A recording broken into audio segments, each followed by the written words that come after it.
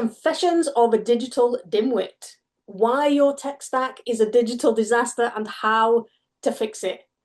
Hey, we've all been there, subscribing to shiny new tools, thinking that it's going to be the thing that's going to save us, only to realize we've built this mess of digital stuff and it's not it's not creating that business that we wanted to just deal with it itself. It's like a self-driving business. So today we're going to talk about why and how your tech stack is either the engine for your transformation or the anchor that's holding you back. And the big question that we'll want to discuss today is, does your software amplify the impact of your golden era or suffocate it? Ooh, those are great questions. Yeah. Hi, Sarah. Hi. Boy, getting this kicked off with a bang. Yeah. Boy, I don't think I know any solopreneur who's not dealing with this. No. No. So one of the things that I wanted to clarify really before we go any further is what the golden era is. What do I Yes, mean what by is the that? golden era? Yeah, what do you Yeah. mean by that? This is the Potent Productivity Podcast for entrepreneurs, creators, and business owners who are tired of busy work, burnout, and advice that sounds good but changes nothing. We go beyond hacks and hype to talk about the real emotional journey behind building meaningful work, the doubt, the pressure, the resilience, and the breakthroughs. If you want more clarity, stronger momentum, and a business that actually fits who you are, you're in the right place. Be sure to subscribe, like, and comment so you don't miss a thing. So a lot of people Because that I'm old. I'm afraid my golden era is in the past. Wait a minute, what's going on here? no, no. So everybody has like a period of time where they are just firing on all cylinders, they're making a big impact in the world, and they are reaping the benefits of all the work that they've put in, Hmm. right?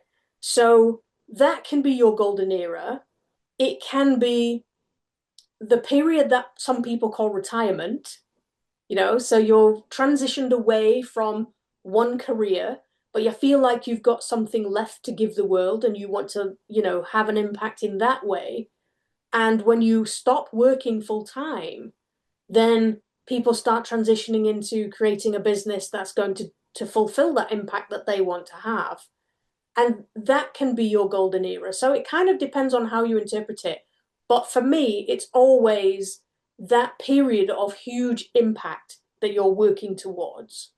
So today, I really want to talk about how your tech can influence that and how much impact you have and Ooh, how long it might take you yeah. if you have Oh. the wrong tech. Tech was supposed to make things easier. Oh, yeah.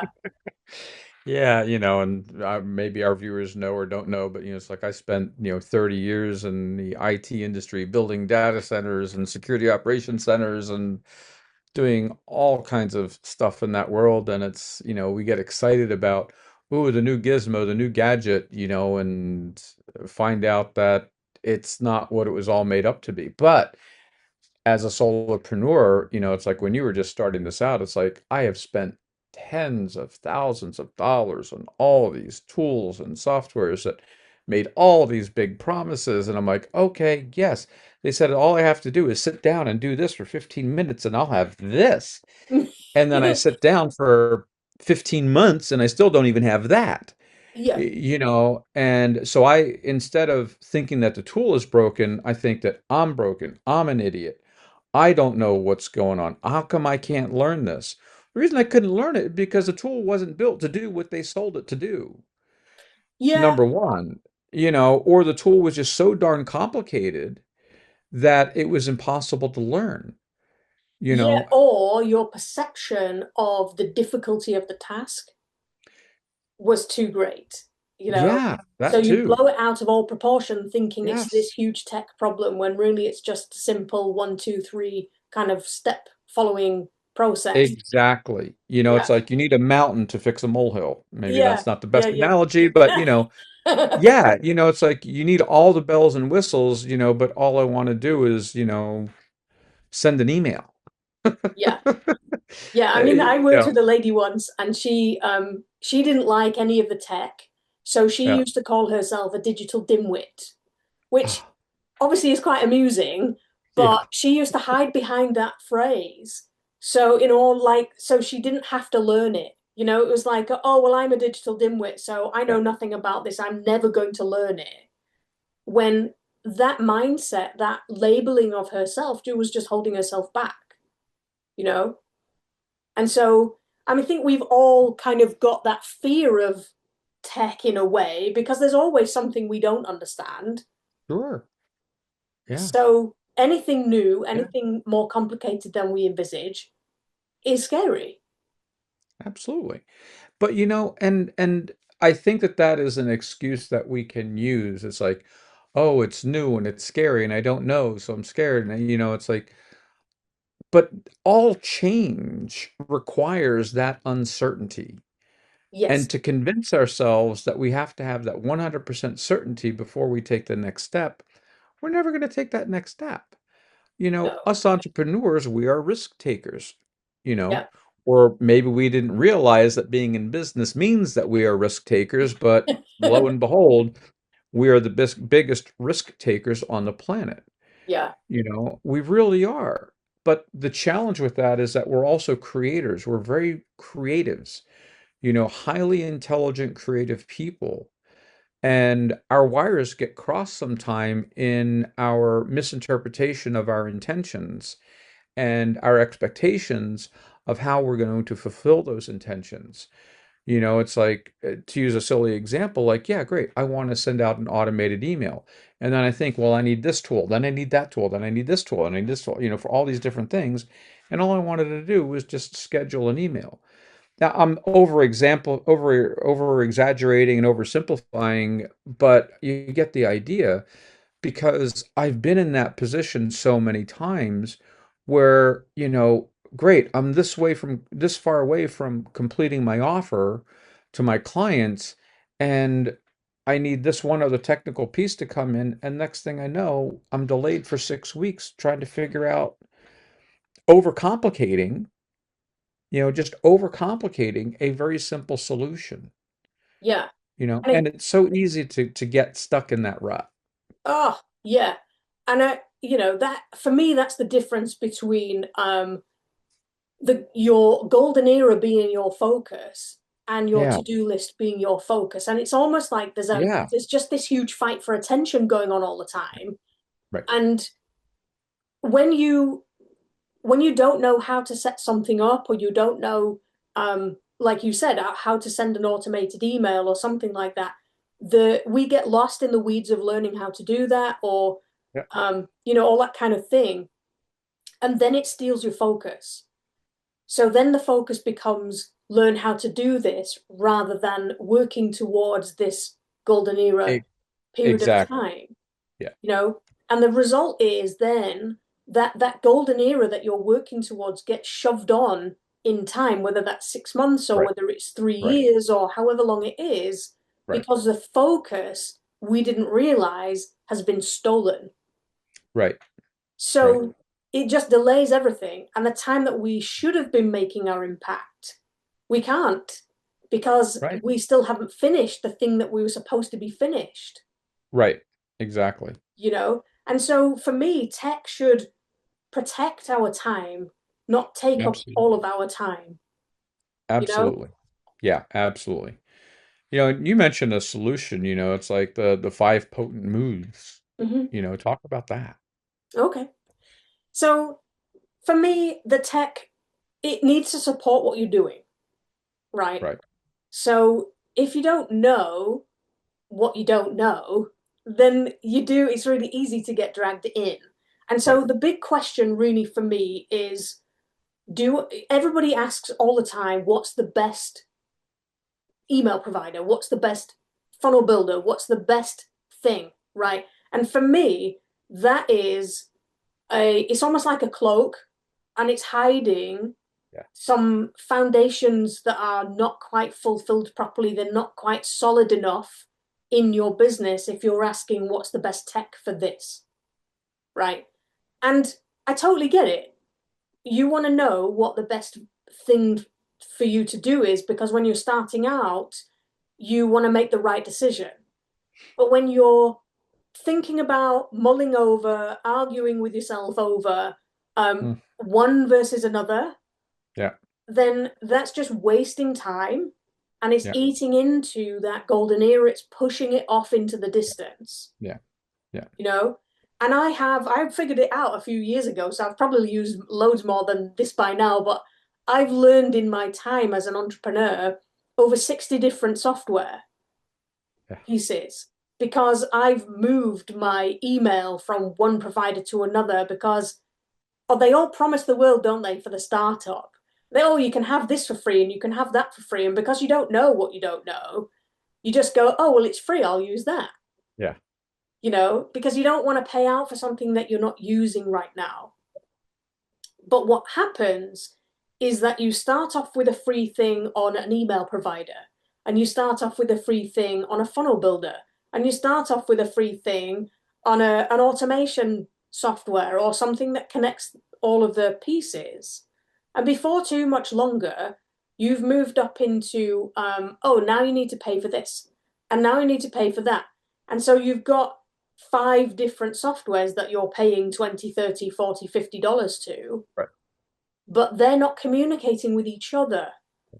So then you have to learn how to track what's going on and what customers are doing across multiple different platforms rather than starting with one that does everything and then learning the pieces as you go. You know, so for me, potent moves is about focusing on what you need to know and what the tech is there to do Hmm. and choosing the best one for you right now based on that rather than what level is free or what limitations there might be or do you see Right. what I mean? Yeah. Absolutely. And it becomes very, very clear, we're either working towards our golden dream, or we're just stuck in the muck, as Mm-hmm. I like to say, of the busy work, Mm-hmm. of overcomplicating, our strategies, overcomplicating our implementation. Yeah. And I've been there, done that many times. Oh, we all have. It's not fun. No. But again, it really kind of comes down to, the whole perspective of, it's like there must be something wrong with me. Mm-hmm. And there's not, No. it's like, and it's really important for us to get very, very clear about that. It's not that I am broken. I am just not using the right strategy. Mm-hmm. There is a huge difference. Yeah. Different strategy, different result. If my goal is to really be in my golden era, and the way that you describe it, yeah, my golden era is in front of me, with my legacy project, et cetera, which would be lovely. And so, what work am I doing to manifest that, to create that Mm-hmm. opportunity? You know, And how am I getting stuck in overcomplication, in doubt, and creating all this overwhelm, et cetera, which just totally depletes all productive energy.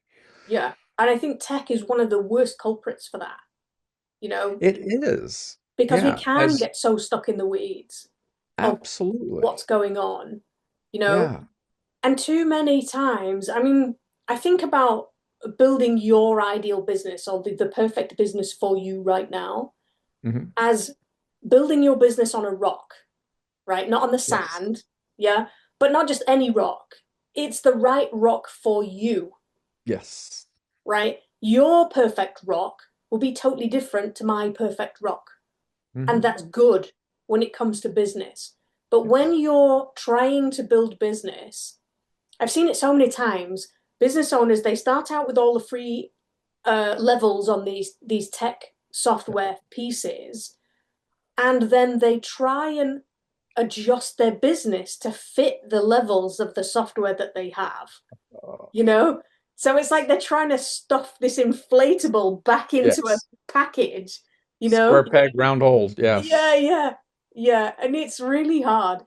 And for me, as you learn the business, as you get more into what's going on, you have more questions about who these people are that are interested in what you have to say. Yeah.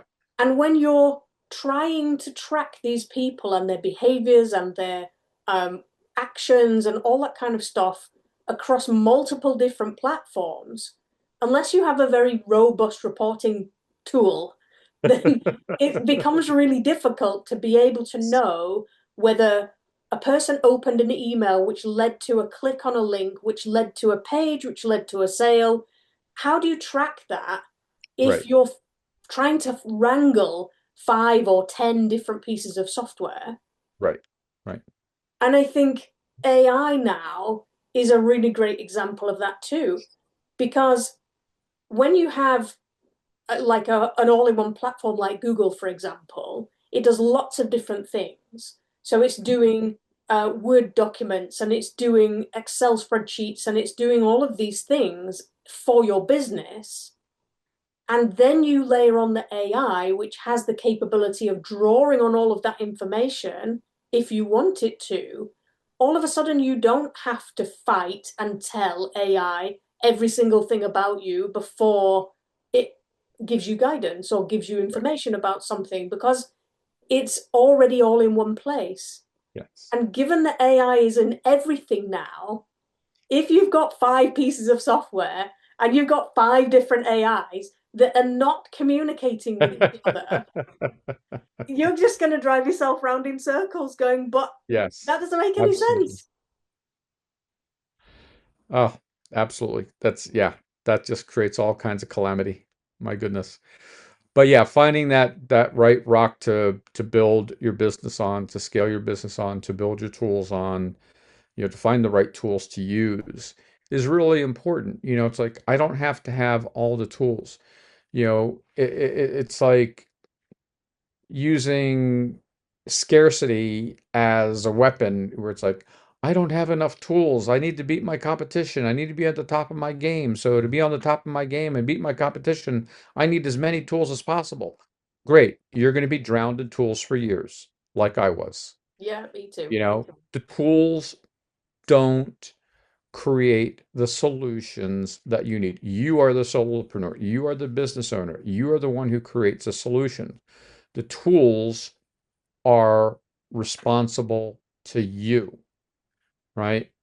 And Yeah. you are accountable to your business. Your job is to find the right tool for the right job that serves your business and not let the tool, quote unquote, run or dictate how your business is run. Yeah.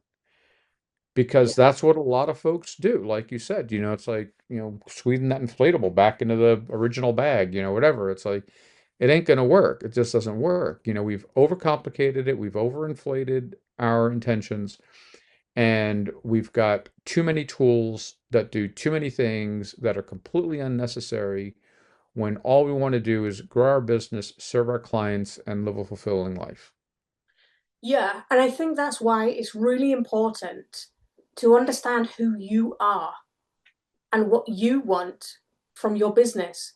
Because Sure. if you're the kind of person who will get frustrated because there's 3 different pieces of software trying to do one job, like me, like open loops in my head, open tabs on my browser, they're just really frustrating. They create a lot of anxiety for me. I like clarity, I like simplicity, I like just, you know, do this, then do this, then do that. When I have instructions like that, my life is much better. Okay. So if I know that that's me and that's how I like to work, then I know straight away having 5 different pieces of software is not going to be helpful to me. It's going to be frustrating to me. Yes, But most absolutely. people don't think of themselves first. Right.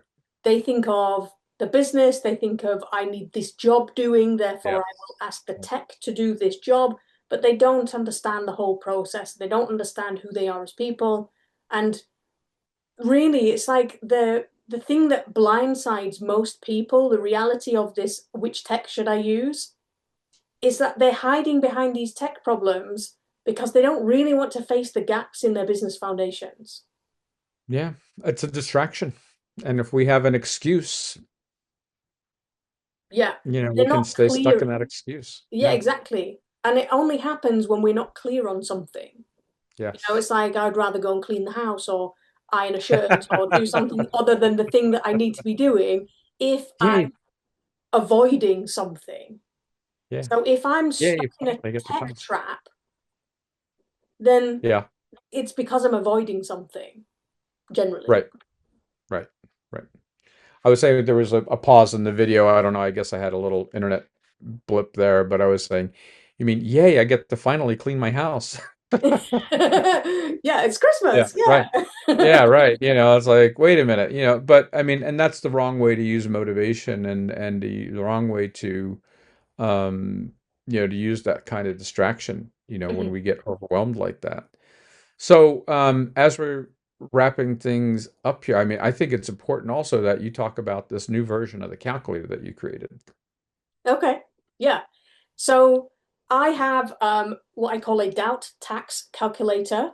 So it equates how much time you're spending fiddling about, I like to say faffing, on tasks that are not really driving your business forward. They're not revenue generating tasks. They are just keeping you busy for not really any reason.